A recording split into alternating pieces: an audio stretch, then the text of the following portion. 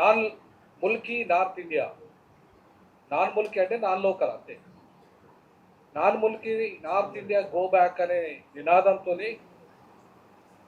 మా మొట్టమొదటి రాష్ట్ర కమిటీ సమావేశము ఇవాళ ప్రెస్ క్లబ్ బషీర్బాగ్లో జరుగుతుంది. మేము ఇటీవలి కాలంలోనే D6 అని ఛానల్ ఒకటి, ద్రవిడ 6 అని 6 రాష్ట్రాలకు సంబంధించిన ఛానల్, మా దక్షిణాది రాష్ట్రాల్లో ఉన్న 6 రాష్ట్రాలకు సంబంధించిన ఒక ఛానల్ కూడా ఏర్పాటు చేయడం జరిగింది. దాంతోపాటు జాక్ అని దక్షిణాది ఛానల్ని, లేదా ద్రవిడ జాయింట్ యాక్షన్ కమిటీ అని, లేదా దక్షిణాది జాయింట్ యాక్షన్ కమిటీ అని మేము ఈ దక్షిణాది రాష్ట్రాలను విస్తరిస్తూ ఉన్న క్రమంలో దక్షిణాదికి క్యాపిటల్ సిటీ అయిన హైదరాబాద్లో మొట్టమొదటి సమావేశం ఏర్పాటు చేయాలనే ఉద్దేశంతో ఈ సమావేశం పెట్టడం జరిగింది.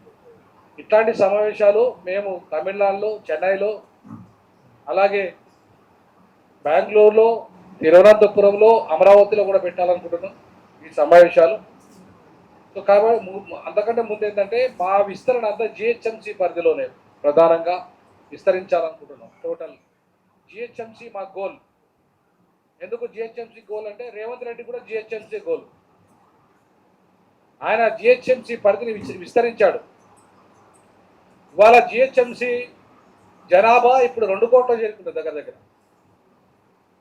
ఎందుకంటే పూర్తిగా 106 మున్సిపాలిటీలను, అలాగే 6 కార్పొరేషన్లను ఆయన విలీనం చేశాడు GHMCలో. దగ్గర ఢిల్లీ జనాభాతో సమానంగా ఇవాళ హైదరాబాద్ జనాభా పెరిగిపోయింది. కానీ మరి ఢిల్లీ స్టేటస్ హైదరాబాద్కి ఎందుకు రాలేదు? ఢిల్లీకి దేశ రాజధాని స్టేటస్ లాగా హైదరాబాద్కు దేశానికి 2వ రాజధాని స్టేట్ ఎందుకు తీసుకురాలేకపోయారు ఈ దక్షిణాది నాయకులు? ముఖ్యంగా ఇప్పటిదాకా ఈ ఉమ్మడి ఆంధ్రప్రదేశ్ను ఏలిన కాంగ్రెస్ నేతలు కావచ్చు, తెలుగుదేశం నేతలు కావచ్చు, BRS నేతలు కావచ్చు, బీజేపీ ఎంపీలు ఎమ్మెల్యేలు అయిన వాళ్ళు కావచ్చు, లేదా కేంద్ర మంత్రులు అయిన ఇప్పుడు మీ ఇద్దరికి కేంద్ర మంత్రులకు దమ్మున్నదా నేను అడుగుతున్న సందర్భంగా? హైదరాబాద్ను దేశానికి 2వ రాజధాని చేసే దమ్ము అటు బండి సంజయ్, నువ్వు ఎన్ని బద్మాషగిరి మాటలు మాట్లాడుతున్నావు కదా, కిషన్ రెడ్డి ఇవాళ నేను మొత్తం 10 లక్షల కోట్ల మొత్తం తెచ్చడం తెలంగాణ కట్టనా కదా. ఫస్ట్ నువ్వు తేవాల్సింది హైదరాబాద్ను దేశానికి 2వ రాజధాని చేయడం. అప్పుడు ఈ దక్షిణాదిలో ఉన్న అన్ని క్యాపిటల్ సిటీస్కి ఎంత బడ్జెట్ వస్తుందో ఇప్పుడు ఢిల్లీ కార్పొరేషన్కి అంత బడ్జెట్ వస్తుంది. ఒక ఢిల్లీ కార్పొరేషన్ బడ్జెటే మొత్తం దక్షిణాది ఉన్న రాష్ట్రాల్లో ఉన్న క్యాపిటల్ సిటీ అన్నీ కలిపితే కూడా ఒక ఢిల్లీ క్యాపిటల్ సిటీ బడ్జెట్ అంత లేదు, కార్పొరేషన్ బడ్జెట్ అంత లేదు. మరి ఇవాళ కార్పొరేషన్ 4 విభాగాలుగా చేస్తా అంటున్నారు రేవంత్ రెడ్డి గారు. మరి కార్పొరేషన్ బడ్జెట్ పెంచడానికి ఇవాళ ముఖ్యమంత్రిగా నువ్వు పోయినప్పుడు ఇన్నిసార్లు పోతున్నావు కదా, వస్తున్నావు కదా, మరి హైదరాబాదు దేశానికి 2వ రాజధాని చేయమని చెప్పేసి ఎందుకు అడుగుతలేవు నువ్వు? అదైతే ఇవాళ ఢిల్లీ స్థాయిలో బడ్జెట్ వస్తుంది మనకి. ఢిల్లీకి మెట్రో సిటీ కోసం నువ్వు బిచ్చమడగాల్సిన అవసరం లేదు, నీ బడ్జెట్లోనే ఉంటుంది నీ దగ్గర. ఇవాళ మెట్రో కోసం పోయి నువ్వు ప్రధానమంత్రి అయ్యా బాంచన్ నాకు ఇయ్యని అడగాల్సిన అవసరం ఎంతకన్నా లేదు. ఒకసారి సెకండ్ క్యాపిటల్ హోదా వచ్చిందంటే ఆ హోదాతో పాటు డబ్బు కూడా వస్తుంది, బడ్జెట్ కూడా వస్తుంది. అప్పుడు హైదరాబాద్లో నువ్వు మెట్రో ఎక్కడికంటే అక్కడ విస్తరించుకోవచ్చు. అంతేగాని దీనికి సెకండ్ క్యాపిటల్ హోదా ఇవ్వకుండా బడ్జెట్ పెంచే అవకాశమే లేదు. నువ్వు ఎంత విస్తరించుకున్నా, నువ్వు ఇక్కడ పోయి RRR రీజనల్ రింగ్ రోడ్ పెట్టినా, అటు పోయి మూసి ప్రక్షాళన పెట్టినా, లేకపోతే ఇంకా ఫ్యూచర్ సిటీ పేరు మీద అక్కడ 30,000 ఎకరాల పేరు మీద డెవలప్మెంట్ చేస్తానా, నీకు హైదరాబాద్ సెకండ్ క్యాపిటల్ అయితే తప్ప బడ్జెట్ పెరగదు.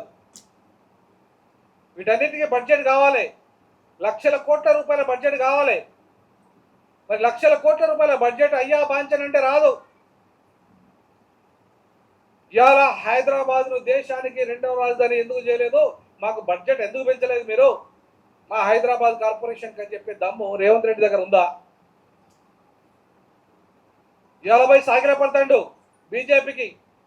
అరే సాగిలపడాల్సిన అవసరం నీకేంటి రేవంత్ రెడ్డి? 55లోనే మా బాబాసాహెబ్ అంబేద్కర్ హైదరాబాద్ను దేశానికి రెండవ రాజధాని చేయమని చెప్పాడు. ఈ ఉత్తరాది పాలకులు మీ కాంగ్రెస్ వాళ్ళు కూడా, మీ కాంగ్రెస్ బీజేపీ ఈ దేశాన్ని పరిపాలించింది. కానీ ఎందుకు చేయలేదు? మీ రాహుల్ గాంధీని ఇదే నేను ఒక 70 మంది తెలంగాణ విద్యార్థి ఉద్యమం నడిచినప్పుడు 2013లో కామన్ క్యాపిటల్ వద్దు మిస్టర్ రాహుల్, నువ్వు కాబోయే ప్రధానమంత్రి అంటున్నావు కదా, కామన్ సెన్స్ తో ఆలోచించు, మాకు కామన్ క్యాపిటల్ వద్దు, హైదరాబాద్ను ఈ దేశానికి సెకండ్ క్యాపిటల్ చేయమని చెప్పి అడిగితే నన్ను అక్కడ ఢిల్లీలో అక్కడ మొత్తం పోలీస్ స్టేషన్లో 2 రోజులు ఉంచారు అరెస్ట్ చేసి. రాహుల్ గాంధీ కారు కట్టమంటే ఏఐసిసి కార్యాలయంకు నేను నా పిల్లలు 70 మంది పిల్లలు, నీకు తెలివి ఉంటే రాహుల్ గాంధీ మేము బిచ్చగలమా ఏమన్నా? మేము కామన్ క్యాపిటల్లో ఉన్న తర్వాత ఆంధ్రోలు మళ్ళీ వెళ్ళిపోవాలి, ఇక్కడికి వెళ్ళి ఎందుకు వెళ్ళిపోవాలి ఆంధ్రోలు? ఇక్కడికి వెళ్ళి మీ ఉత్తరాదాలు వచ్చి మొత్తం వ్యాపారాలు చేసుకుంటారు ఇక్కడంతా. మీ ఉత్తరాదాలు వచ్చి మార్వాడి, గుజరాతీ, రాజస్థానీలు ఇవాళ టోటల్ వ్యాపారం హైదరాబాద్లో ఉన్న వ్యాపారం అంతా వాళ్ళదే. లక్షల కోట్ల రూపాయల బడ్జెట్ వ్యాపారాలు వాళ్ళే చేస్తున్నారు. మా వాళ్ళు ఎక్కడున్నారు? ఇక్కడ ఉన్న కాస్త ముస్లింలుగా వ్యాపారం చేసుకుంటా అంటే వాళ్ళ హిందువుల దగ్గరలే కొనమంటాడు ఈ రాజాసింగ్ నీకు హిందువులే ఓట్లు వేస్తున్నారు కొడుక. ఏం బిడ్డ, అసలు నీకు ఇంతవరకు అధ్యక్ష పదవి ఇస్తలేరు, సిగ్గులేదు నీకు. ఇలా ముస్లింల గురించి మాట్లాడడానికి ఆ ముస్లింలు ఓట్లయితే గెలుస్తాను నువ్వు ఇక్కడ. నీకు అధ్యక్ష పదవి ఇస్తలేరు అక్కడ బీజేపీ. నువ్వు ఒక బీసీ అయితే, బీసీ ముఖ్యమంత్రి అని ఒకవైపు చెప్తున్న బీజేపీ నీకు అధ్యక్ష పదవి ఇవ్వడానికి చేతనైతే లేదు బీజేపీకి. అట్లాంటి బీజేపీ ఇవాళ ఒక రాజాసింగ్ ఎప్పటిండో నువ్వు సిద్ధాంతము నీ పట్టుకొని ముస్లింలనంతా జాగో బాగా అంటున్నావు కదా, క్రైస్తవులను జాగో బాగా అంటున్నావు కదా రాజాసింగ్. ఇవాళ నువ్వు గెలుస్తున్నావంటే బికాజ్ ఆఫ్ ముస్లింలు ఓట్లు వేస్తున్నారు కాబట్టి, బికాజ్ ఆఫ్ క్రైస్తవులు ఓట్లు వేసారు కాబట్టి. నువ్వు ఈ మార్వాడీలతో గుజరాతీలతో మాత్రమే గెలుస్తావు అనుకుంటున్నావా? మీ ఉత్తరాది వాళ్ళతో గెలుస్తావు అనుకుంటున్నావా రాజాసింగ్? నువ్వు లోకలే కాదు, అసలు దెంగేయాలికెళ్ళి రాజాసింగ్ అనేటువంటి ఓటేయద్దు ఇక్కడ. అసలు నైతిక హక్కే లేదు రాజాసింగ్, ఇక్కడ మాట్లాడే నైతిక హక్కే లేదు, హైదరాబాద్ గురించి మాట్లాడే నైతిక. అసలు నువ్వు లోకల్ అనివే కాదు, నీకు అసలు నీకు ఎమ్మెల్యే టికెట్ ఎవరిస్తాడు? అసలు ఇయ్యనేయద్దు నీకు. అట్లాంటి రాజాసింగ్ నీకు అధ్యక్ష పదవి వేయకపోతే సంఘ నాకు ఏం చేస్తానో బీజేపీని నువ్వు. ఒక బీసీ వై ఉండి ఇవాళ ఒక రెడ్డికి బీసీ ముఖ్యమంత్రి చేస్తా అని చెప్పి ఒక రెడ్డికి ఎలాంటి నరసింహారెడ్డి రెడ్డి ఉన్నాడు, ఆయనను ఇవాళ మీకు అక్కడ బీజేఎల్పీ లీడర్గా చేసిండ్రాడు. సిగ్గునానికి ఏమన్నా రాజాసింగ్? మా వర్గాలు బహుజనులు నిన్ను గెలిపిస్తుంది అక్కడ, కానీ నీ బీజేఎల్పీ లీడర్గా ఎవరు చేసింది? రెడ్డిని చేసింది. అయినా నీకు సిగ్గు లేదు, అక్కడ రాజీనామా చేస్తలేవు. ఇంకా కూడా నీకు ఆత్మగౌరవం లేదు. మాట్లాడుతావు హిందువుల దగ్గర మాత్రమే మీరు కొనుండ్రి, వస్తువులన్నీ పండుగలకు ముస్లింల దగ్గర కొనద్దు మీరు అని చెప్పేసి రెచ్చగొడుతున్నావు. అరే ఇది ముస్లింల రాజ్యం రా భాయ్, హైదరాబాద్ స్టేట్ ఇది ఒకప్పుడు. ఇది రాజ్యం, ముస్లింల రాజ్యం. నువ్వు వచ్చిన బతకడానికి, ముస్లిం వాళ్ళు రాలేడా బతకడానికి వచ్చింది నువ్వు. నీ నార్త్ ఇండియన్స్ బతకడానికి వచ్చారు. నీ నార్త్ ఇండియన్స్ ఇక్కడికి బతకడానికి వచ్చిన మీరు పరాన్న జీవులు. మీరు ఇవాళ 1900లోనే ఇక్కడికి మీరంతా ఒక్కొక్కరిగా వచ్చి ఇక్కడున్న సంపద మీద కన్నేసి, ఇక్కడున్న వ్యాపారాలను కబ్జా చేసి, ఇక్కడున్న మొత్తం మా సంపదను దోపిడీ చేస్తుంది మీ నార్త్ ఇండియన్స్. అది గుజరాతీ వాళ్ళు, అది మార్వాడీలు, అది రాజస్థానీలు, అది ఢిల్లీ వాళ్ళు, అది బీహార్ వాళ్ళు. కనీసం కూలి పనులు కూడా ఇవాళ మీరే చేసుకుంటారు ఇక్కడ. అరే మేమేం చేయాలరా భాయ్? రాజాసింగ్, అసదుద్దీన్ ఓవైసీ, నువ్వు కూడా ఇక్కడ కాదు, నువ్వు నార్త్ ఇండియా నుండి వచ్చినోడివే, నువ్వు బాపన సంతతోడివే. అది నువ్వే చెప్పినావు ఆ మాట. ఇవాళ ఇక్కడ ఇది మా జాగా, హైదరాబాద్ మేము ఈ హైదరాబాదు స్టేట్కు మేము వారసులం. ఇక్కడ ముస్లింలు, దళితులు, క్రైస్తవులు, బహుజనులు మేము వారసులం. మీరు కాదు, ఉత్తరాది వాళ్ళు కాదు వారసులు. మీరు కాదు ఇక్కడ పరిపాలన చేయాల్సింది, మీరు కాదు ఎమ్మెల్యేలు కావాల్సింది, మీరు కాదు ఎంపీలు కావాల్సింది. మేము ఎమ్మెల్యేలము, ఎంపీలం కావాలి ఇక్కడ. అందుకే గో బ్యాక్ అంటున్నాం, రాజాసింగ్ను గో బ్యాక్ అంటున్నాం. అందుకే MIM Asaduddin Owaisi go back అంటున్నాం. మేము ఇక్కడున్న లోకల్ వాళ్ళకే హక్కు ఉండాలి. 75% వ్యాపారాలలో వాటా హైదరాబాద్లో ఉన్న వాటా అంతా ఈ బహుజనులకే రావాలి, ఎస్సీ ఎస్టీ బీసీ మైనార్టీలకే రావాలి. మిగతా 25% దక్కని పీఠమైన ఈ హైదరాబాద్ గడ్డకు మా దక్కని వాళ్ళకి రావాలి, దక్షిణాది రాష్ట్రాలకు రావాలి. మిగతా 20 కానీ తెలంగాణ వాళ్ళకు 75% వ్యాపారంలో వాటా ఇవ్వడానికి ఇవాళ రేవంత్ రెడ్డికి దమ్ముందా ఇప్పించడానికి? ఇవాళ రేవంత్ రెడ్డి ముఖ్యమంత్రి అంటున్నావు, తెలంగాణలో ఉద్యమంలో లేవు, ఆయన నిన్ను ముఖ్యమంత్రి చేసినాం. ఇవాళ రేవంత్ రెడ్డి ఈ తెలంగాణలో మొత్తం వ్యాపారంలో తెలంగాణ ప్రజలకే 75% చెందే విధంగా ఇవాళ రేపు నువ్వు లోకల్ జీవో తేవాలి. ఈ తెలంగాణలో 75% వాటా వ్యాపార రంగంలో వాటా మాకే రావాలి.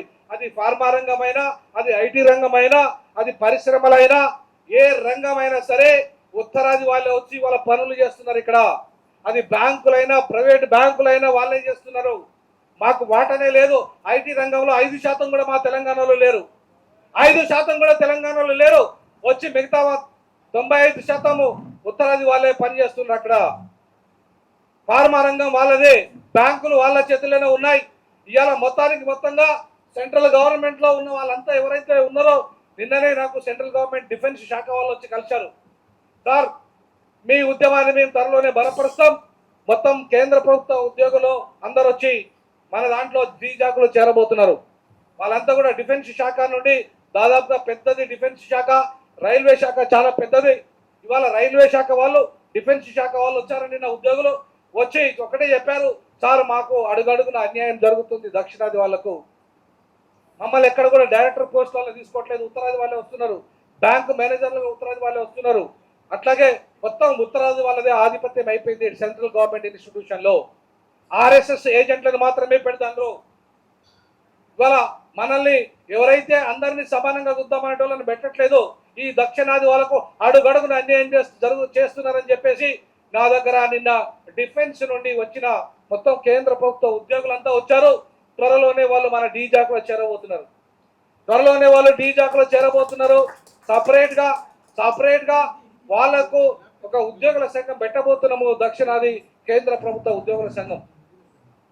ఎట్లయితే మనము డీజాక్ ఎట్లయితే తెలంగాణలో ఉద్యోగులతో పాటు అన్ని విభాగాలను ఏర్పాటు చేసేసి ఒక పెద్ద ఉద్యమాన్ని నడిపిందో, అదే ఉద్యమం తరహాలో, అదే తెలంగాణ ఉద్యమ తరహాలో ఈ దక్షిణాది ఉద్యమానికి నాంది పలుకుతుంది ఈ రాష్ట్ర కమిటీ. ఈ రాష్ట్ర కమిటీ ఉన్న వాళ్ళందరికీ, మీ అందరికీ పేరు పేరున నేను జై భీములు తెలియజేస్తా ఉన్నాను. జై భీమ్, జై పుల, జై పెరియార్. ఎందుకు అంటున్నానంటే వీళ్ళు పునాది వేస్తున్నారు. ఇవాళ ఈ ఉద్యమానికి, దక్షిణాది ఉద్యమానికి, మొట్టమొదటి రాష్ట్ర కమిటీ సమావేశానికి వచ్చిన ఈ అతిరథులంతా కూడా ఎవరు తక్కువ వాళ్ళు కాదు. వీళ్ళంతా దీంట్లో మాజీ నక్సలైట్లు ఉన్న వాళ్ళు, ఉద్యమకారులు, పెద్ద తెలంగాణ ఉద్యమంలో అత్యంత కీలక భూమిక పోషించిన వాళ్ళు. అట్లాగే ఇవాళ ప్రొఫెసర్లు వచ్చిండ్రు ఇక్కడికి, అలాగే అడ్వకేట్లు వచ్చిండ్రు. షకీల్ భాయ్ హైకోర్టు అడ్వకేటు, సీనియర్ అడ్వకేటు, అలాగే మిత్రులు ఇంకా మన తమ్ముడు పేరు ఆమెదల్ ఇంజనీర్, తర్వాత మన కోటేశ్వర స్వామి ఇంజనీరు, ఆయన కూడా రిటైర్డ్ ఇంజనీరు. ఇట్లా సంజీవన్న, వీళ్ళంతా కూడా మేడం శ్రీకళ మేడం, ఈమె డాక్టరు, వాళ్ళ వైఫ్. తర్వాత వైశ్య సంఘం నుండి ఇంకా ముఖ్యంగా మన వెంకటేష్ వచ్చాడు వైశ్య సంఘం నుండి, వైశ్యుల నుండి. ఎందుకంటే మారువాడిలో దోపిడీకి ప్రధానంగా ఫస్ట్ గురయ్యేది వైశ్యులే ఇక్కడ. సో హైదరాబాద్ లో వైశ్య సంఘం అంతా పడిపోయింది, వైశ్య వ్యాపారాలన్నీ పడిపోయినాయి, పూర్తిగా మార్వాడి వ్యాపారాలన్నీ అభివృద్ధి చెందినాయి. కాబట్టి ఇవాళ వైశ్యులందరికీ పిలిపిస్తున్నా, వైశ్య సంఘం, హైదరాబాద్ లో ఉన్న వైశ్య సంఘం నేను పిలిపిస్తున్నా. ఈ సందర్భంగా మీరంతా డీజాక్లో వచ్చి చేరండి. మీ వైశ్యులకు అండగా నిలబడతామంటున్నా. వైశ్యులకు అండగా నిలబడతాం. వైశ్య వ్యాపారాలను మేము ప్రోత్సహిస్తాం. వైశ్యులకు ఇవాళ గతంలో ఎట్లయితే హైదరాబాద్ స్టేట్ లో వైశ్యులకు ప్రధాన పీఠిక భూమిక వేసిండో నిజాం, అట్లా మేము వైశ్యులకు పెద్ద పీట వేస్తాం రానున్న రోజుల్లో. వైశ్యులను ఇవాళ వాళ్ళకి ఎమ్మెల్యే సీట్లు కానీ, వైశ్యులకు వాళ్ళకి రావాల్సిన ఎంపీ సీటు కానీ, వ్యాపార రంగం కానీ ఇవాళ వాళ్ళకు వచ్చే విధంగా ఇవాళ దక్షిణాది జాయింట్ యాక్షన్ కమిటీ వైశ్యుల పక్షాన కొట్లాడుతుంది. దక్షిణాది joint action committee BC SC ST minority పక్షాన కొట్లాడుతుంది, అగ్రకుల పేదల పక్షాన కొట్లాడుతుంది, భూమి లేని నిరుపేదల పక్షాన కొట్లాడుతుంది, భూమి కోల్పోయిన పేద ప్రజల పక్షాన కొట్లాడుతుంది, ఇల్లు కోల్పోయిన పేద ప్రజల పక్షాన కొట్లాడుతుంది. ఇవాళ ఏ భూమి భుక్తి లేకుండా, వాళ్ళకి విముక్తి లేకుండా హైదరాబాద్ స్లమ్స్ లో ఉన్న దగ్గర 1 కోటి మంది పేదల బతుకులు మారాలంటే మేము మాత్రమే అధికారులకు వచ్చినప్పుడు అది సాధ్యమవుతుంది. ఈ పేదల బతుకులు ఈ రేవంత్ రెడ్డి, ఈ కిషన్ రెడ్డి, ఇంకో రెడ్డి ఎవరు మార్చలేరు, మేము మాత్రమే మార్చగలమని చెప్పేసి ఈ సందర్భంగా తెలియజేస్తా ఉన్నాను. అందుకే ఇవాళ కేవలము దక్షిణాది జాయింట్ యాక్షన్ కమిటీ ఒక ఉద్యమానికే పరిమితం కాదు, రానున్న ఎన్నికల్లో కూడా పోటీ చేస్తుంది, రానున్న జిహెచ్ఎంసీ ఎన్నికల్లో కూడా పోటీ చేస్తుంది, రానున్న ఎమ్మెల్యే ఎన్నికల్లో పోటీ చేస్తుంది, రానున్న ఎంపీ ఎన్నికల్లో కూడా పోటీ చేస్తుంది. దక్షిణాది జాయింట్ యాక్షన్ కమిటీ ఒక రాజకీయ నిర్ణయాధికారాన్ని తీసుకురాబోతుంది. దక్షిణాది జాయింట్ యాక్షన్ కమిటీ ఇవాళ హిందీని బలవంతంగా రుద్దాలే దక్షిణాది మీద చూస్తున్నారు. మా ముస్లిం సోదరులు ఇక్కడే ఉన్నారు, నేను విజ్ఞప్తి చేస్తా ఉన్నాను, ముస్లిం సమాజం అంతా తిరుగుబాటు చేయాలి. మీది ఉర్దూ, దక్కని ఉర్దూ, చాలా స్పష్టమైన ఉర్దూ. నాన్ ముల్కి అనే పదం కూడా దక్కని ఉర్దూ నుండి వచ్చింది. ఇవాళ నిజాం స్టేట్ అంతా దక్కని ఉర్దూలోనే పరిపాలన చేశారు. అద్భుతంగా తెలుగు ప్రజలు కూడా దక్కని ఉర్దూను మాట్లాడతారు. సో కాబట్టి తెలుగు ప్రజలంతా కూడా ఇవాళ దక్కని ఉర్దూ నేర్చుకొని అనేక అవకాశాలు నిజాం స్టేట్ లో పొందగలిగిన మేము, మా మా మా తాతలు ముత్తాతలు అంతా కూడా నిజాం స్టేట్ లో దళితులో పెద్ద పెద్ద అవకాశాలు పొందినరు, మంత్రులైనరు. నిజాం స్టేట్ లో ఆ రోజే 1 కోటి రూపాయల నిధి మా కోసం దళితుల విద్య కోసం కేటాయించాడు. ఇలా నిజాం బహుజనులను, నిజాం ఇతర హిందూ మతాన్ని, క్రైస్తవ మతాన్ని, మెదక్ చర్చిని, భద్రాద్రి టెంపుల్లో నిజాం ఇవాళ ఆయన అందరినీ సెక్యులర్ వాదిగా ఉండి ప్రోత్సహిస్తే ఇవాళ నిజాం దొంగ అని, నిజాం మతతత్వం అని, నిరంకుశం అని ఈ తప్పుడు విధానాలు, తప్పుడు చేస్తున్న ఆయన మీద తప్పుడు ఆరోపణలు చేస్తున్న వాళ్ళు ఎవరైతే ఉన్నారో ఈ రాజా సింగ్ లాంటి వాళ్ళను, అట్లాగే మిగతా ఎవరైతే అనవసరంగా నిజామును బదనాం పాలు చేయాలంటున్న వాళ్ళు ఎవరు, మీకు దమ్ముంటే రండి చర్చకు. నిజాం మా దళితులకు, ఎస్సీ ఎస్టీ బీసీ మైనార్టీలకు, ఇక్కడున్న అందరికి అన్ని వర్గాలకు ఏ రకమైన మేలు చేశాడో చర్చకు మీరు సిద్ధమా అని చెప్పేసి సవాలు డీజాకు విసురుతుంది ఈ రాజా సింగ్ కూర్చొని ఇవాళ నెక్స్ట్ టైం రాజా సింగ్ ను ఓడించడమే లక్ష్యం, మా లక్ష్యంగా మేము పనిచేస్తాం డీజాక్ అని చెప్పేసి ఈ సందర్భంగా తెలియజేస్తాను. ఏ మతతత్వవాదులు ఉన్నారో, ఏ కులతత్వవాదులు ఉన్నారో, ఎవరైతే ఆధిపత్య సంపన్న పెత్తందారులు ఉన్నారో వాళ్ళందరికీ వ్యతిరేకంగా, వాళ్ళు చేస్తున్న అవినీతికి వ్యతిరేకంగా కోట్లాది రూపాయలు కొల్లగొట్టి, పేదల బతుకులను కొల్లగొట్టి, పేదల భూములను కొల్లగొట్టి లక్షల కోట్ల రూపాయలు సంపాదిస్తున్న ఈ వర్గాలు ఎవరైతే ఉన్నారో వాళ్ళందరినీ ప్రజల ముందు నిలబెడతాం. అక్కడ కేజ్రీవాల్ ఎట్లయితే ఢిల్లీలో విద్యావంతులను చైతన్యం చేశాడో, ఢిల్లీని కబ్జా చేశాడో, హైదరాబాద్ను కూడా రానున్న రోజుల్లో ఎట్టి పరిస్థితుల్లో మేము ఈ హైదరాబాద్ను దేశ 2వ రాజధాని చేయడం డీజాక్ వాళ్ళని సాధ్యం, ఇంకెవరి వల్ల సాధ్యం కాదు. బాబాసాహెబ్ అంబేద్కర్ ఆలోచన విధానాన్ని అమలు చేయడం మా వల్ల మాత్రమే సాధ్యం. కాబట్టి రానున్న రోజుల్లో అత్యంత కీలక భూమిక ఇవాళ డీజాక్ ఉద్యమం పోషిస్తారని చెప్పేసి ఈ సందర్భంగా తెలియజేస్తా ఉన్నాను. ఇప్పుడు ఎవరు కూడా ఇవాళ ఆధైర్యపడద్దు మిత్రులారా. ఇవాళ తెలంగాణ ఉద్యమంలో అత్యంత కీలక భూమిక పోషించిన మేము, మాకేం మిగిలింది, మాకేమొచ్చింది అంటే ఈ సందర్భంగా వెరమలో రాజ్యం పోయి రెడ్ల రాజ్యం వచ్చింది. వాళ్ళు ఇవాళ మా అసైన్ భూములు 16 లక్షల ఎకరాల, అయితే 24 లక్షల ఎకరాల భూములని ఇప్పటి వరకు అవి ఏమైనాయి, దాని మీద ఒక విచారణ లేదు. పేదల భూముల సంగతి మరి అంత 10 ఏళ్లలో ల్యాండ్ పూలింగ్ పేరు మీద ఇవాళ కేసీఆర్ 24 లక్షల దళితుల భూములను కబ్జా చేశాడు. మరి ఆ భూములన్నింటినీ రేవంత్ రెడ్డి తిరిగి ఇప్పించగలడా రేవంత్ రెడ్డి? ఈ 24 లక్షల ఎకరాల దళితుల భూములు, పేదల భూములు, అసైన్డ్ భూములు, లక్షల కోట్ల విలువ చేసే భూములని వాళ్ళకి ఇప్పించే ధైర్యము రేవంత్ రెడ్డికి ఉందా అంటున్నాం.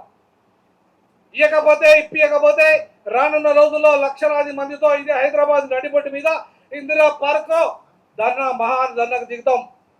అన్ని ప్రతిపక్ష పార్టీలను పిలిచి మహాధర్నాకు దిగి వాళ్ళ భూముల పరిరక్షణ కోసం మహా ఉద్యమం జిహెచ్ఎంసీ పరిధిలో చేస్తాం.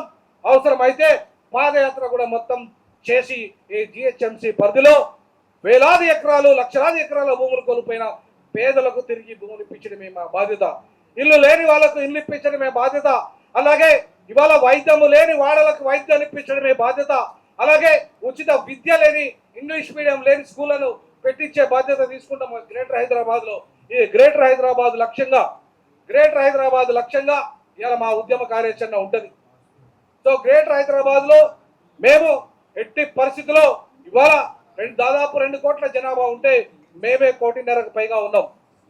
మేమే 1.5 కోటికి పైగా ఉన్నాం. ఈ 1.5 కోటికి పైగా ఉన్న ఈ జనాభా హైదరాబాద్లో ఏలాలా, లేకపోతే అప్పుడు ఒక 10-20 లక్షల మంది ఉన్న జనాభా హైదరాబాద్ నెలాలా? ఎవరు వెళ్ళాలి? ఈ మొత్తం ఈ దక్కని పీఠభూమిని, ఈ దక్కని ప్రాంతాన్ని ఎవరు వెళ్ళాలి? ఖచ్చితంగా ఆ దిశగా ఉద్యమ కార్యాచరణ ఉంటుంది. అందుకే రానున్న రోజుల్లో ఈ నాన్ముల్కి వాళ్ళ ఎవరైతే ఢిల్లీ ఉత్తరాది వాళ్ళు వచ్చారో వాళ్ళ మా వ్యాపారాలు దోపిడీ చేస్తున్నారు, మా ఉద్యోగాలు దోపిడీ చేస్తున్నారు, మా భూమిని దోపిడీ చేస్తున్నారు, మా నిధులను దోపిడీ చేస్తున్నారు.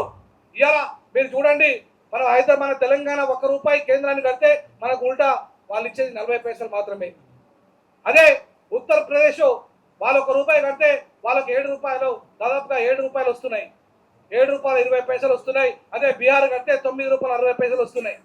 1 రూపాయి వాళ్ళకి కడితే 9 రూపాయలు 60 పైసలు వాళ్ళకి వస్తున్నాయి. అంటే అదే ఏపీ కానీ అదే తమిళనాడు కానీ మనకు వచ్చేది 20 పైసలు 40 పైసలు 60 పైసలు మాత్రమే.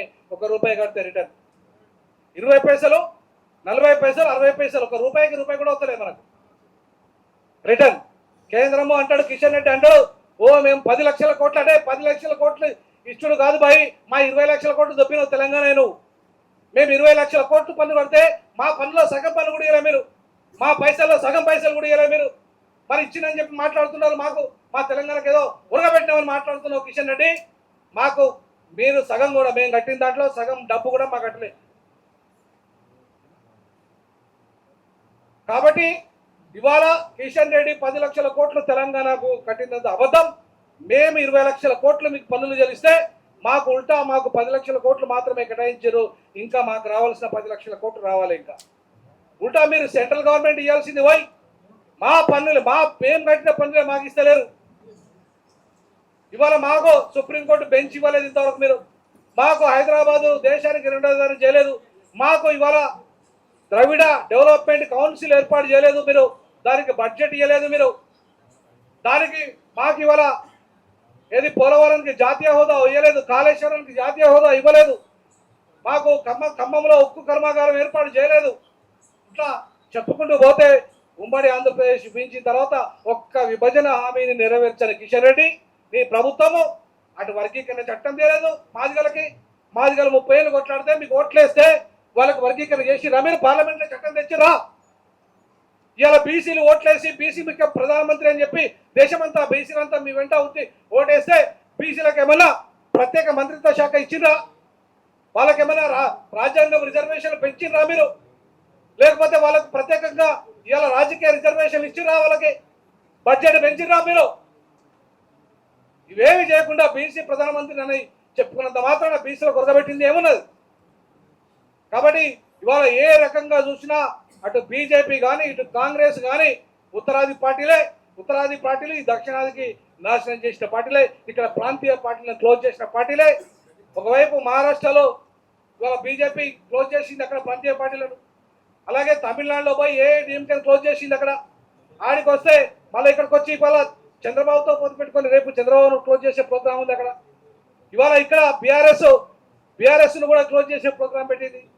అంటే ఎక్కడ పోతే అక్కడ ప్రాంతీయ పార్టీలను, ఎక్కడ ఎదిగితే అక్కడ దక్షిణాదిలో ఉన్న ప్రాంతీయ పార్టీలు ముఖ్యంగా అన్నింటినీ క్లోజ్ చేసి పడేసి, ఆ క్లోజ్ చేసి పడేస్తూ ఇవాళ బీజేపీ ఉండాలా కాంగ్రెస్ ఉండాలా? అరే మీరు ఎవరు ఉండద్దు, ప్రాంతీయ పార్టీలే ఉండాలి, ఇక్కడ ప్రాంతీయ పార్టీలు ఏలాలి. మేము రానున్న రోజుల్లో డిఎంకేతో కలిసి పనిచేస్తాం, దక్షిణాది పార్టీలతో కలిసి పనిచేస్తాం. అన్ని దక్షిణాదిలో ఉన్న ప్రాంతీయ పార్టీలు అన్నింటినీ ఒక ప్లాట్ఫామ్ మీద తీసుకొస్తాం, వాళ్ళతో కలిసి ఐక్య ఉద్యమాలు చేస్తాం. రేపు 5వ తారీఖు అఖిలపక్ష సమావేశం ఏర్పాటు చేశాడు ఎవరు? డిఎంకే స్టాలిన్ ముఖ్యమంత్రి, తమిళనాడు ముఖ్యమంత్రి. ఆయనకు పూర్తిగా సంఘీభావం ప్రకటిస్తుంది డీజాక్, సంఘీభావం పూర్తిగా ప్రకటిస్తున్నాం. ఇవాళ స్టాలిన్ చేసే ఉద్యమానికి సంపూర్ణ మద్దతు. ఇక్కడ త్వరలోనే స్టాలిన్ హైదరాబాద్ తీసుకురాబోతున్నాం. త్వరలోనే ఏప్రిల్లో దక్షిణాది లీడర్షిప్ ఒక సదస్సు పెట్టబోతున్నాం. దానికి ముఖ్య అతిథిగా స్టాలిన్ రాబోతున్నాడు. లేదా స్టాలిన్ కొడుకు ఆయన ఉదయనిధి స్టాలిన్ అయినా కూడా దానికి ముఖ్య అతిథిగా వచ్చే అవకాశం ఉంది. సో కాబట్టి రానున్న రోజుల్లో దక్షిణాది జాయింట్ యాక్షన్ కమిటీ చాలా కీలక భూమిక పోషిస్తుంది. టీ జాకెట్లయితే తెలంగాణ జాయింట్ యాక్షన్ కమిటీ ఎట్లయితే ఉద్యమాన్ని బలోపేతం చేసి అన్ని వర్గాలను కూడుకొని అన్ని వర్గాలను కలుపుకొని సబ్బండ వర్గాలతో ఉద్యమం చేసిందో అట్లనే సబ్బండ వర్గాలతో ఉద్యమం చేస్తాం. మేము సెకండ్ క్యాపిటల్ సాధిస్తాం, సుప్రీంకోర్టు బెంచ్ సాధిస్తాం, దక్షిణాదికి రావాల్సిన అన్ని హక్కులను సాధిస్తాం.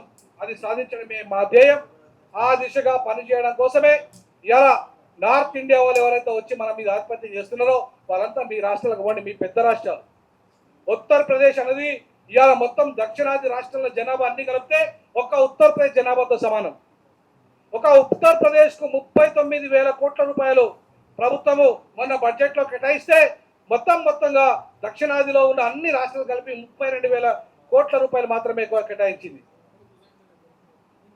ఒక ఉత్తరప్రదేశ్ కేటాయించిన డబ్బులు కూడా దక్షిణాదిలో ఉన్న మన మొత్తం రాష్ట్రాలు కలిపి కేటాయించిన పరిస్థితి. అంటే ఇవాళ మనం ఎంత దౌర్భాగ్యంగా వెనకబడి ఉన్నామంటే ఇవాళ ఒక ఉత్తరప్రదేశ్కి వచ్చే నిధులన్నీ మొత్తం దక్షిణాదిలో ఉన్న అన్ని రాష్ట్రాలు కలుపుతారు కూడా రావడం లేదు. ఇవాళ ఒక్క ఉత్తరాది నార్త్ రైల్వేస్కి వెనక ఉన్న బ్యాచ్ కొంచెం మాట్లాడి బంద్ చేయాలి దయచేసి. మిగతా వాళ్ళకి అర్థం కావాలి కదా. ఇవాళ ఒక నార్థన్ రైల్వేస్కి మాత్రమే నార్థన్ రైల్వేస్కి ఇవాళ 39,000 కోట్ల రూపాయలు కేటాయించింది మొన్న బడ్జెట్లో. మొత్తం దక్షిణాదిలో ఉన్న అన్ని రైల్వేస్ కలిపితే 12,000 కోట్ల రూపాయల బడ్జెట్ కేటాయించారు. అంటే మీ ఉత్తరాది వాళ్ళకు 39,000 కోట్ల రూపాయలకి మాకు 12,000 కోట్ల. అంటే దక్షిణాది వాళ్ళు అంత పాపం చేస్తారా? అరే మొత్తం 60% పన్నులు చెల్లిస్తుంది మేము. ఈ దేశంలో 60% పన్నులు చెల్లిస్తుంది దక్షిణాది రాష్ట్రాలు. కేవలం ఉత్తరాది రాష్ట్రాలు చెల్లిస్తున్న పన్ను 40%. మరి 60% పన్నులు చెల్లించడానికి ఎక్కువ లాభం జరగాల, లేదా 40% పన్నులు చెల్లించడానికి కావాలా? నువ్వు అంత పెద్ద జనాభా ఉన్న మీరు 40% పన్నులే కనుకుంటే మేము 2/3 మీరు 1/3 మెజార్టీ లేము మేము ఇక్కడ. మాకు 130 ఎంపీలు మాత్రమే మేముంటే మిగతా అన్ని కూడా మీయే కదా. మీరందరూ కలిపితే 40% వాటా పన్నులు కడుతుంటే 60% ఈ దేశాన్ని కాపాడుతుంది మేము, ఈ దేశ బడ్జెట్ని కాపాడుతుంది మేము, ఈ దేశ ద్రవ్యోల్బణం కాపాడుతుంది మేము, ఈ దేశ డెవలప్మెంట్ చేస్తుంది మేము. అట్లాంటి మాకు తిరిగి మీరు చెల్లిస్తుంది ఏముంది? మీకు కేవలం మీ 3-4 రాష్ట్రాలలో 303 సీట్లు వచ్చినాయి. మీకు ఎంపీ సీట్లు 303 సీట్లు వచ్చినాయి. మీకు కేవలం 3-4 రాష్ట్రాలు కలిపాయి. అంటే అంత పెద్ద రాష్ట్రం 80 సీట్లు మీ ఉంటే మా మొన్నటిదాకా 42 సీట్లు ఉండే ఉమ్మడి ఆంధ్రప్రదేశ్. మీరు దాన్ని మా తెలంగాణ పేరుతో విభజించారు. ఇప్పుడు మా 17కి వచ్చినాయి తెలంగాణ, వాళ్ళ 25 పోయినాయి. మరి మీ 80 సీట్లను ఎందుకు విభజించలేవు? యూపీని 4 రాష్ట్రాలు చేయమని చెప్పి ఆ రోజు అసెంబ్లీ తీర్మానం చేసిన మాయావతి గారు, మరి ఇవాళ మీరు ఎందుకు యూపీని విభజించకుండా అక్కడ 4 రాష్ట్రాలు, బుందేల్ఖండ్ ఉద్యమం ఉంది అక్కడ, హరిత ప్రదేశ్ ఉద్యమం ఉంది అక్కడ మనకంటే 150 సంవత్సరాల కంటే ముందే ఉద్యమాలు పుట్టినాయి అక్కడ, ప్రత్యేక రాష్ట్ర ఉద్యమాలు. మరి మీరు ఎందుకు ఈ ఉత్తరప్రదేశ్ విభజించలేదు? ఆంధ్రప్రదేశ్ను మాత్రమే తెలంగాణ పేరుతో పెంచిన మీరు. అంటే మీ రాష్ట్రం పెద్దగా ఉండాలి, మీరు ఎప్పుడు ప్రధానమంత్రులు కావాలి. 15 మంది ప్రధానమంత్రులు అయితే ఇవాళ కేవలం 2 మాత్రమే దక్షిణాది వాళ్ళైన. 78 సంవత్సరాలు ఈ దేశ ప్రధానమంత్రిలో 8 సంవత్సరాలు మాత్రమే మనం చేసినాము. 70 ఏళ్ళు వాళ్ళే చేశాము. 70 ఏళ్ళు ఉత్తరాది వాళ్ళే ప్రధానమంత్రిగా ఉన్నారు. ఉత్తరాది వాళ్ళే కీలకమైన మంత్రి పదవులలో ఉన్నారు. మాకు ఉప ప్రధానమంత్రి కూడా ఏవా? ఆఫ్టర్ ఆల్ మొన్నటిదాకా జగన్మోహన్ రెడ్డి 4-5 ఉప ముఖ్యమంత్రులు పెట్టుకున్నాడు చిన్న రాష్ట్రానికి. అవునా కదా? ఇప్పుడు ఇక్కడ ఒక రాష్ట్రానికి ఉప ముఖ్యమంత్రి ఉన్నాడు. మరి ఈ దేశానికి ఉప ప్రధానమంత్రులు ఎందుకు ఉండట్లేదు? ఒక దక్షిణాదికి, ఒక ఈశాన్య రాష్ట్రాలకు, ఒక మధ్య భారతదేశానికి, ఒక ఉత్తర భారతదేశానికి ఎందుకు ఉప ప్రధానమంత్రులు పెట్టట్లేదు? మీరు ఆ హోదా ఎందుకు ఇవ్వట్లేదు? అంటే మీ ఆధిపత్యం ఒక్కడే సింగిల్ మ్యాన్ పార్పల వేయాలా? ఒక నరేంద్ర మోడీ ఒక్కడేనా? ఆయన ఒక్కడు మాత్రం చేతులు ఊపాలా? అంటే ఆయన ఒక్కదా ఈ దేశం? ఆయన ఒక్కదా ఈ దేశం? ఆయన ఒక్కడు ఓటేస్తే ప్రధానమంత్రి అవుతుండా? ఈ దేశంలో 145 కోట్ల మంది ప్రజలు ఓట్లేస్తే నరేంద్ర మోడీ ప్రధానమంత్రి అవుతుండు. ఆయన బాబు జాగిరా ఈ దేశం ఏమన్నా? ప్రశ్నించేవాడు లేక నియంతృత్వం వైపు తీసుకుపోయి ఒకే దేశము, ఒకే ఎన్నిక, ఒకే భాష, ఒకే మతము, ఒకే కులము, ఒకే ప్రాంతం ఆధిపత్యం చేస్తూ ఈ దేశాన్ని సర్వనాశనం చేస్తున్నావు, ఈ రాజ్యాంగాన్ని సర్వనాశనం చేస్తున్నావు, ఈ ప్రాంతాన్ని ప్రజల్ని దోపిడీ చేస్తూ ఇవాళ మా మీద ఆధిపత్యం చేస్తున్నావు. ఉత్తరాది ఆగడాలను ఇక మేము సహించేది లేదు. ఎట్టి పరిస్థితుల్లో ప్రజల్ని చైతన్యం చేస్తాం. రానున్న రోజుల్లో తెలంగాణ కోసం ఎట్లయితే సబ్బండ వర్గాల ఉద్యమం లక్షలాది మంది, కోట్లాది మంది కదిలొచ్చిరో ఇవాళ దక్షిణాది హక్కుల కోసం ఆత్మగౌరవం కోసం లక్షలాది మందిని కదిలిస్తాం. ఉస్మానియా యూనివర్సిటీ కేంద్రంగా త్వరలో విద్యార్థి గర్జన, దక్షిణాది విద్యార్థి గర్జన కూడా ఏర్పాటు చేయబోతున్నాం. దక్షిణాది విద్యార్థి గర్జన త్వరలోనే ఉస్మానియా యూనివర్సిటీ కేంద్రంలో రాబోతుంది. ఖచ్చితంగా ఉస్మానియా గలం విప్పబోతున్నది. ఉస్మానియా యూనివర్సిటీ కదిలిందంటే ఈ తెలంగాణలో అప్పుడు ఉచ్చబోపించినాం. ఆంధ్రలో ఉత్తరాది వాళ్ళని అంత మాకు చేత కదా, తరిమేస్తే పోయిండు ఆంధ్రలో. మరి వాళ్ళ ఉత్తరాది వాళ్ళని పంపే చేత కదా మాకు, మా ఉద్యమానికి ఆ సత్తా మాకు లేదా? ఖచ్చితంగా ఉన్నది. ఇలా అడుగడుగున ఉత్తరాది వాళ్ళే, మొత్తం వాళ్ళే కూడా మన బంగారం తీసుకపోయి వాళ్ళకి కుదబెట్టాలి. వాళ్ళ బంగారం షాపులు వాళ్ళే, ఇవాళ స్వీట్ షాపులు వాళ్ళే, మొత్తం ఈ కరెంట్ షాపులు వాళ్ళే. ప్రతిదీ కూడా చివరికి ఉస్మానియా తెలంగాణ ఉద్యమ కేంద్రంలో కూడా చిన్న ఫ్యాన్ కొనాలన్నా కూడా ఉత్తరాది వాళ్ళ కాంట్రాక్టర్, ఉత్తరాది వాళ్ళ కాంట్రాక్టర్ అక్కడ. మరి తెలంగాణ తెచ్చుకునేందుకు ఎందుకు రేవంత్ రెడ్డి, కేసీఆర్ తెలంగాణ తెచ్చుకునేందుకు ఎందుకు? ఉత్తరాది వాళ్ళకి అప్పచెప్పడానిక, వాళ్ళ బానిసలు కావడానిక? కాబట్టి ఇవాళ తిరుగుబాటు మొదలైంది. భువనగిరిలో తిరుగుబాటు వాళ్ళ మార్వాడీల మీద స్టార్ట్ అయింది, కర్నూలులో స్టార్ట్ అయింది, తమిళనాడులో అయితే ఎప్పుడో స్టార్ట్ అయిపోయింది. కాబట్టి ఇక్కడ హైదరాబాద్లో స్టార్ట్ కావాలి. ఇవాళ మేము హిందీకి వ్యతిరేకంగా హిందీ స్థానంలో ఉర్దూ కావాలి. త్రిభాషా సూత్రం వస్తే మాకు ఇంగ్లీషు మొదటి భాషగా ఉండాలి, రెండో భాష తెలుగు, మూడో భాషగా ఉర్దూ ఉండాలి. అంతేగాని మేము హిందీని ఒప్పుకోం, హిందీని ఎట్టి పరిస్థితుల్లో ఒప్పుకోం. తెలంగాణలో హిందీ బలవంతంగా రుద్దుతానంటే ఒప్పుకునే ప్రశ్నే లేదు. రేపంతా కేంద్ర ప్రభుత్వ ఉద్యోగులందరితో కూడా పెద్ద ఎత్తున ధర్నా చేపిస్తాం, పెద్ద ఎత్తున ఉద్యమాన్ని కదిలిస్తాం. ఖచ్చితంగా రానున్న రోజుల్లో హైదరాబాదు ఏదైతే డక్కని క్యాపిటల్, ఇవాళ దేశ రాజధాని ఇది హైదరాబాద్. ఒకప్పుడు ఈ దేశం ఒక దేశమే సపరేట్గా ఉండే. అంటే నిజాం కాలంలోనే ముల్కీ ఉద్యమం వచ్చింది. ఎందుకు 1910లో వచ్చింది. 1910లో ముల్కీ ఉద్యమం ఈ ఉత్తరాది వాళ్ళ వెళ్ళిపోమని వచ్చింది. కానీ ఆ ఉత్తరాది వాళ్ళ ఉద్యమాన్ని కాస్త ఆంధ్రల వైపు తిప్పిండ్రు. అసలు ఆంధ్రలో వచ్చింది ఎప్పుడు? 56లో వచ్చిండు మన దగ్గరికి. కానీ వీళ్ళు ఎప్పుడు వచ్చారు? ఉత్తరాది వాళ్ళు 18వ శతాబ్దంలోనే ఉత్తరాది వాళ్ళు వచ్చారు ఇక్కడికి. ఒక 100 ఏళ్ల క్రితమే తార్నాకలో 100 ఏళ్ల క్రితమే ఇవాళ అక్కడ ఏదైతే పెట్రోల్ పంపులు ఉన్నాయో మార్వాడీలై, 2 మార్వాడీలై 100 ఏళ్ల క్రితం వచ్చిన వాళ్ళు. హైదరాబాద్ నడిబొడ్డు, ఉస్మానియా నడిబొడ్డున 2 పెట్రోల్ పంపులు వాళ్ళే. మొత్తం ఇక్కడ నడిబొడ్డున బంకులు వాళ్ళే, బిజినెస్ వాళ్ళదే, జ్యువెలరీస్ వాళ్ళే. మరి మనం ఎప్పుడు వ్యాపారం చేద్దాం? మన వాళ్ళకి ఎప్పుడు ఉన్న పాపం అంతో ఎంతో ముస్లింలు అక్కడ వ్యాపారం చేస్తే ముస్లింల దగ్గర కొనొద్దు అని చెప్పేసి అంటాడు రాజా సింగ్. అరే నీ అయ్యా జాగ్రత్త ఏమన్నా, నువ్వు దెంగేయాలి ఎక్కడికి వెళ్ళి ఉత్తర భారతదేశం అనేది నువ్వు రాజా సింగ్ అక్కడికి వెళ్ళిపోవాలంటున్నా మేము. రాజా సింగ్ ఇక్కడ పోటీ చేయడానికి వీలే లేదు. రానున్న రోజుల్లో 100కు 200% రాజా సింగ్ మీద పోటీ చేసి ఓడిస్తాం. స్థానిక బీసీని నిలబెడతాం అక్కడ రాజా సింగ్ మీద. ఖచ్చితంగా స్థానిక బీసీని నిలబెట్టి ఓడించి తీర్థమాలేదా చూడండి.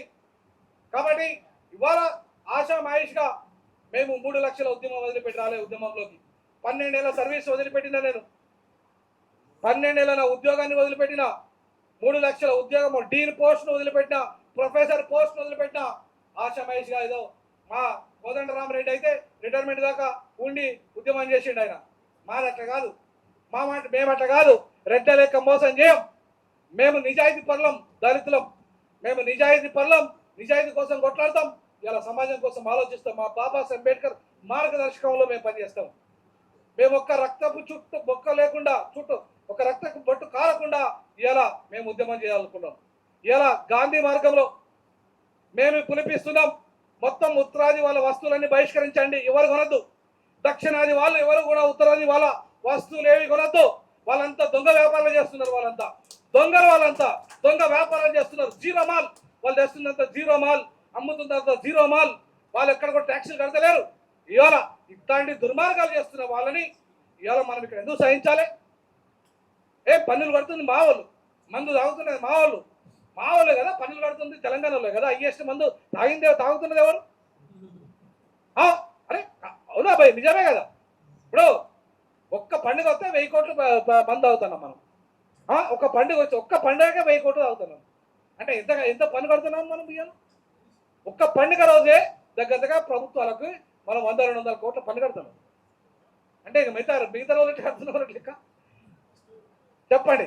కాబట్టి ఇవాళ ఇంత మా వాళ్ళంతా ఆరోగ్యాలు పాడు చేసుకొని మా వాళ్ళంతా తాగి ఇవాళ మేము పనులు లేకుండా పాపం బికారులుగా మా వాళ్ళంతా బతుంటే నిరుద్యోగులుగా ఉంటుంటే మీరు 4 రోజులు అయితే వ్యాపారం పెడతాడు. తార్నాకలో వాళ్ళు ఏం చేసిండ్రు, వచ్చిండ్రు ఇట్లా కనపడ ఇట్లా ఒక చిన్న దుకాణం మొదలు పెట్టిండ్రు. ఒకప్పుడు పాపం అక్కడ కొమటోలో 2-3 దుకాణాలు ఉంటాయి, ఇప్పుడు ఒకటే దుకాణం అయిపోయింది. మళ్ళీ ఏమైంది, స్కూల్స్ వాళ్ళే కొనేసారు, కాలేజీలు వాళ్ళే కొనేసారు. ఇవాళ అక్కడ నరసింహంజన్ ఇన్స్టిట్యూషన్ వాళ్ళే పెట్టిండ్రు, MBA కాలేజ్ వాళ్ళే పెట్టిండ్రు. ఇవాళ మొత్తం బంగాళాలు కొనేస్తున్నారు వాళ్ళంతా. అంతా ఉత్తరాది వాళ్ళది అయిపోయి తార్నాకలో 20 ఏళ్ళ క్రితం వచ్చినప్పుడు తార్నాకకు మొత్తం మనోళ్ళు ఉంటే ఆంధ్రలో కొంతమంది ఉంటే ఇవాళ ఆంధ్రలో లేరు, మొత్తం ఉత్తరాది వాళ్ళే ఉన్నారు తార్నాక అంతా. అట్లా మొత్తం కాలనీలు అన్నీ కూడా అదే రకంగా ఉన్నారు. ఇవాళ చివరికి అడ్డా మీద కూలీలు కూడా వాళ్ళే, అడ్డా మీద కూలి కూడా మనం చేసుకొని ఇక్కడ పరిస్థితి. అన్న సనావుల్లా ఖాన్ అన్న రండి అన్న, జైబీం అన్న ఒకసారి.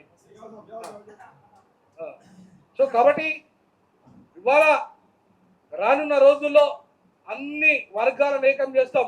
ముఖ్యంగా సనావున్న లాంటి అన్న లాంటి వాళ్ళు ఎవరైతే ఉన్నారో ఇక్కడ ముస్లింలు సమాజం నుండి వాళ్ళంతా కూడా తెలంగాణ ఉద్యమంలో ఉన్నోళ్ళు. ఇక్కడ మన షకీల్ బాయ్ మొత్తం ఒక పొలిటికల్ పార్టీని నడిపిస్తున్నాడు. ఇవాళ దక్షిణ పొలిటికల్ పార్టీ, అది ముస్లింలకు సపరేట్గా ఉన్నది. ఏమన్నా IUML. సో IUML అనే ఒక ముస్లిం పార్టీ ఇవాళ తమిళనాడులో బలంగా ఉంది. అది ఇవాళ కేరళలో కూడా అనుకుంటా ఉన్నది. అది కేరళలో ఉంది, కర్ణాటకలో ఉంది, ఇక్కడ కూడా హైదరాబాద్ తెలంగాణలో కూడా ఉంది. సో బలంగా ఎంపీలు రాజ్యసభ మెంబర్లు కూడా అయిన వాళ్ళు ఉన్నారు అక్కడికి వెళ్ళి. సో కాబట్టి ఇవాళ వీళ్ళందరితో కలుస్తాం, వీళ్ళందరితో ఐక్యమవుతాం. లోకల్ ముస్లింలతో, లోకల్ బీసీలతో, లోకల్ ఓసీలతో, లోకల్ నాన్ లోకల్ కాకుండా, నాన్ ముల్కీ కాకుండా లోకల్ వాళ్ళందరినీ మేము ఏకం చేస్తాం. రానున్న రోజుల్లో భవిష్యత్ కార్యాచరణ పెద్ద ఎత్తున ఉంటుంది. ఇక 5వ తారీఖు మేము రౌండ్ టేబుల్ పెట్టి హిందీ భాష బలవంతంగా రుద్దడాన్ని వ్యతిరేకిస్తూ ఇవాళ మేధావులతో ఒక సదస్సు పెట్టాలనుకుంటున్నాం 5వ తారీఖు. తర్వాత తమ్ములు ఏదైతే అసైన్ భూములు 24 లక్షల ఎకరాల భూములు ఉన్నాయో ఆ భూములకు ఇవాళ పరిరక్షించడం కోసం ఇందిరా పార్క్ దగ్గర ఒక 1000-2000 మందితో ఆమరణ నిరాహార దీక్ష కూర్చోబోతున్నాం. ఒక్కరోజు దీక్షకు అన్ని ప్రతిపక్ష పార్టీలను పిలిచి ఇవాళ ఆ కార్యాచరణను రూపొందించబోతున్నాం. అంతేకాకుండా ఇంకా రానున్న రోజుల్లో మొత్తం GHMC పరిధిలో గుడ్ మార్నింగ్ హైదరాబాద్ ప్రోగ్రామ్ తమ్ముడిచ్చాడు ఒకటి, గుడ్ మార్నింగ్ హైదరాబాద్ ప్రోగ్రామ్ ఒకటి పెట్టాలనుకుంటున్నాం. రోజు GHMCలో మొత్తం వాడలలో, ముఖ్యంగా పేద వాడలలో తిరిగి పేదల సమస్యల్ని కనుక్కొని వాళ్ళ సమస్యలు ఏమైతే ఉన్నాయో ఆ అన్నిటినీ ప్రభుత్వం దృష్టికి తీసుకెళ్తాం. పరిష్కరించకపోతే ప్రభుత్వాన్ని గద్దె తీస్తాం. మేమే ప్రభుత్వంలోకి వచ్చి ఆ పేదల సమస్యలు పరిష్కరిస్తాం. ఆ దిశగా డీజాక్ ఉద్యమం ఇవాళ రాజకీయ ఉద్యమంగా మారే అవకాశం ఉంది. సో ఆ రకంగా ప్రజల్ని చైతన్యం చేస్తాం. తెలంగాణ ఉద్యమం ఎట్లయితే రాజకీయ ఉద్యమంగా మారిందో, కేసీఆర్ నేతృత్వంలో మారిందో, అట్లనే మేము కూడా ఖచ్చితంగా డీజాక్ ఉద్యమాన్ని రాజకీయ ఉద్యమంగా మలుస్తాం. రానున్న GHMC ఎన్నికల్లో పోటీలో నిలబెడతాం. ఎవరైతే పాపం ఇప్పటిదాకా టికెట్ రాకుండా ఆ అన్ని పార్టీలలో లక్షల రూపాయలు, కోట్ల రూపాయలు ఖర్చు పెట్టుకొని టికెట్ రాకుండా ఉన్న వాళ్ళు ఉన్నారో ఆ సెకండరీ గ్రేడ్ లీడర్స్ అందరినీ కలుస్తాం. అందరినీ మా జాక్లో చేయమని చెప్తాం. వాళ్ళందరికీ టికెట్లు ఇచ్చి పోటీ చేపించి గెలిపిస్తాం. మా దగ్గర డబ్బు లేదు, కానీ వాళ్ళ దగ్గర డబ్బు ఉన్నది. సో అట్లాంటి వాళ్ళని కూడా ఇవాళ కలవాల్సిన అవసరం ఉంది. ఇవాళ వాళ్ళందరినీ కలపాల్సిన అవసరం ఉంది. ఇవాళ రాజకీయ పునర్నిర్మాణం ఎట్లయితే కేసీఆర్ తెలంగాణ ఉద్యమం పేరుతో చేశాడో, అలాగే దక్షిణాది రాజకీయ పునర్నిర్మాణంలో దక్షిణాది ప్రాంతీయ పార్టీలన్నిటితోని ఒక రాజకీయ పునరేకీకరణ చేసుకొని ఒక ఐక్య సంఘటన కట్టుకొని రానున్న రోజుల్లో ఒక బలమైన రాజకీయ ఉద్యమాన్ని, సామాజిక ఉద్యమాన్ని, ఇవాళ దక్షిణాది ఆత్మగౌరవ ఉద్యమాన్ని నడపడానికి మేము కంకణం కట్టుకున్నాం. ఆ దిశగా అడుగులు వేస్తాం. తప్పకుండా ఈ అవకాశం ఇచ్చిన రాష్ట్ర కమిటీ అందరికీ కూడా పేరు పేరున మీ అందరికీ నేను ధన్యవాదాలు తెలియజేస్తా ఉన్నాను. రాష్ట్ర కమిటీలో ఇవాళ ఎవరైతే ఉన్నారో ఆ బుక్ ఒకసారి ఇయ్యరా మనకు డైరీ. రాష్ట్ర కమిటీలో ఎవరైతే మన ముఖ్యమైన నాయకులంతా ఉన్నారో ప్రధానంగా అన్న సంజీవన్న, అలాగే సంజీవన్న సంజీవన్న నగరకంటి సంజీవన్న కానీ, తాడం బాలస్వామి కానీ, చెప్పాల బాలరాజు కానీ, కోశం కడాని కానీ, సింగి రాములు అలాగే డాక్టర్ పవన్ చక్రవర్తి, ఆయన ప్రొఫెసర్. అలాగే చెట్టబాబి రవీందర్, కె కోటేశ్వరరావు గారు, ఆయన రిటైర్డ్ పోలీస్ ఆఫీసర్. అలాగే సుంక సంపత్, ఆయన భూమి హక్కుల కోసం కొట్లాడుతున్న ఒక యాక్టివిస్టు, గతంలో ఎంఆర్పిఎస్లో పనిచేశాడు. అలాగే కె వెంకటేష్, వైశ్య కమ్యూనిటీ నుండి వచ్చిన లీడర్, ఆయన మన సంఘంలో పనిచేయడానికి రెడీ అయ్యారు. అంతేకాకుండా సాంబరాజ్ అనేది Samuel Raj, K Samuel Raj గారు, అలాగే మహమ్మద్ షకీల్ గారు, హైకోర్టు న్యాయవాది. అలాగే ఆయన తమ్ముడు ఇంజనీర్ హమీద్ అలీ ఇంజనీర్. అంతే వీళ్ళిద్దరు కూడా ఐయుఎంఎల్ పార్టీలో పనిచేస్తున్న కీలక నాయకులు. అలాగే మన రాంప్రసాద్ గారు, అలాగే ఆశయ్య ఇంజనీర్, రిటైర్డ్ ఇంజనీర్ గారు. అట్లాగే వి నరసింహ, అలాగే శ్రీలేఖ ఏకైక మహిళా నాయకులు గారు. వారికి ఒకసారి చప్పట్లతో స్వాగతం పలకండి.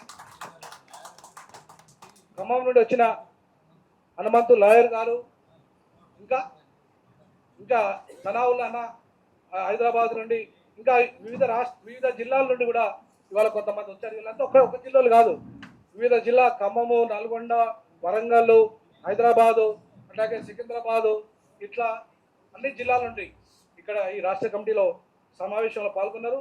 వీళ్ళంతా కూడా రాష్ట్ర కమిటీ సభ్యులు.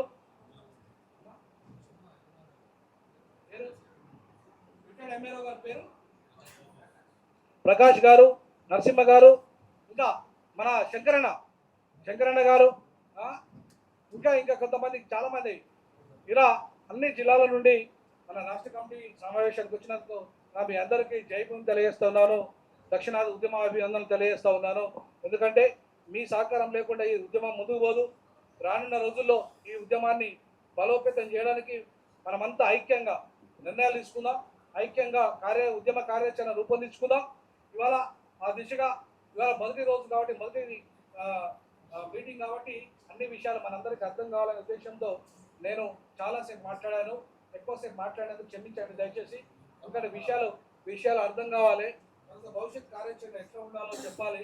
రేపు మొత్తం పాంప్లెంట్ రూపంలో మీ ముందుకు వస్తుంది. నెక్స్ట్ మీటింగ్ వరకు పాంప్లెంట్ రూపంలో మీకు 1,00,000 కరపత్రాలు కొట్టిస్తున్నాం. ఆ 1,00,000 కరపత్రాలు అంతా కూడా ఇవాళ మనం పంచే బాధ్యత ఉంటుంది, పాంప్లెంట్ ఇచ్చే బాధ్యత ఉంటుంది. కాబట్టి అప్పుడు ఇప్పటిదాకా మనం ఆగింది అందుకే. పాంప్లెంట్ రూపంలో వస్తే ప్రజలకు నిరంతరం మనం పంచవచ్చు, మన ఐడియాలజీతో తెలుస్తుంది, మన పని విధానం ఏందో తెలుస్తుంది. కాబట్టి ప్రజలందరూ కూడా చేస్తారు.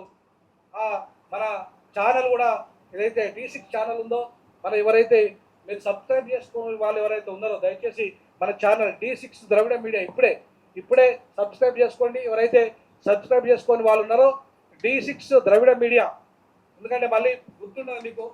ఇప్పుడే చేసుకుంటే మన యొక్క మొత్తం మనం ఏదైతే సమాచారం ఇస్తున్నామో, మీటింగ్లు కానీ, మన యొక్క మెసేజ్లు కానీ, ప్రముఖుల యొక్క మెసేజ్లు కానీ అందులో వస్తాయి.